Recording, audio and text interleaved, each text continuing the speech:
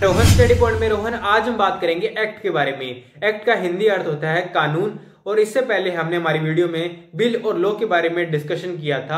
आज हम बात करेंगे एक्ट के बारे में। सिंपल से अगर बात करूं तो मैं कि बिल जो होता है वो एक प्रोसेस होती है किसी भी लॉ या एक्ट बनने की।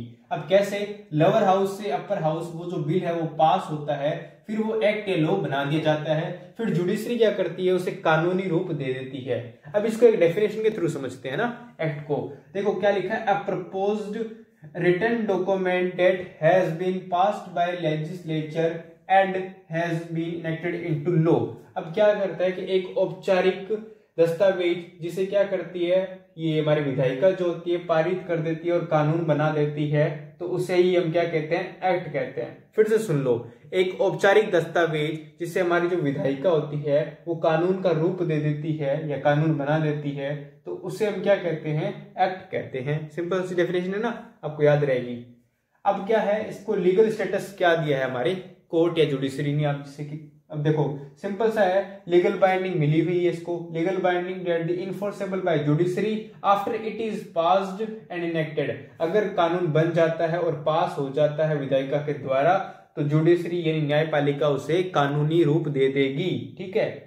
अगर हम बात करें इसकी लीगल प्रोसेस की अगर हम बात करें तो लीगल प्रोसेस क्या है, represented final stage of proposed legislature journey through the legislation before becoming enacted. कानून बनने से पहले की जो अंतिम चरण होता है वो कहाँ होता है, विधायिका के द्वारा होता है। ओके, और दोनों हाउसेस में होता है। अगर हम बात करें एप्लीकेशन यानी किन किन लोगों पर ये लागू होगा, तो अगर ये कानून बन जाता है तो applicable for all citizens and other institutions of India, यानी भारत की सभी संस्थाएं और साथ ही साथ भारत के जो नागरिक के रहने वाले उन सब पर ये लागू हो जाएगा अगर कानून उनके हित में बनाया गया है तो। ओके, अगर हम बात करें अथॉरिटी कौन है, इसकी अथॉरिटी जो है वो direct from constitution and legislature body.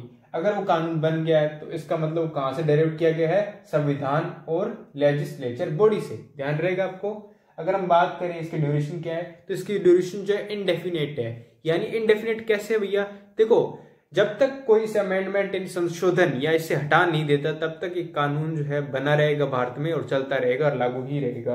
अगर एग्जांपल की बात करें तो सर बताओ एग्जांपल, सिंपल सा एग्जांपल आप जीएसटी को याद रख सकते हो, गुड्स सर्विस टैक्स एक्ट जो लाया गया था। ठीक है, अब ये जीएसटी टैक्स है, अब ये एक कानून बन चुका है ना, आपको पता ही होगा इसके बारे में। और सिंपल से अगर बात करूं तो अब ये क्या है, एक बात और सुन लो, इसका स्पेशल पॉइंट बताता हूं।